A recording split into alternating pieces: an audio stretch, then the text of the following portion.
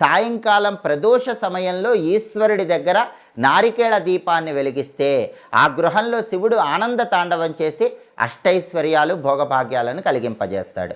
ఈ నారికేళ దీపాన్ని ఎలా వెలిగించాలంటే కార్తీక మాసంలో వచ్చే సోమవారం కానీ లేదా ఏ నెలలో వచ్చే సోమవారం అయినా సరే ప్రదోష కాలంలో సాయంకాలం పూట పరమేశ్వరుడి చిత్రపటానికి గంధం బొట్లు కుంకుమ బొట్లు అలంకరించాలి. లేదా శివలింగం ఉన్నట్లయితే శివలింగానికి గంధం బొట్లు అలంకరించాలి. ఆ తర్వాత ఈశ్వరుడి చిత్రపటం దగ్గర లేదా శివలింగం సన్నిధిలో ఒక పీటని ఏర్పాటు చేసి ఆ పీటకు పసుపు రాసి కుంకుమ బొట్లు పెట్టాలి. ఆ పీట మీద బియ్యం పిండితో ముగ్గు వేయాలి. అలా ముగ్గు వేసిన తర్వాత ఆ పీట మీద ఒక రాగి పళ్ళెన్ని ఏర్పాటు చేయాలి. ఆ రాగి పళ్ళెం మీద తడి గంధంతో స్వస్తిక్ గుర్తు వేయాలి. గంధంలో కొద్దిగా గంగాజలం కానీ రోజ్ వాటర్ కానీ మంచినీళ్ళు కానీ కలిపి తడి గంధం తయారు చేసి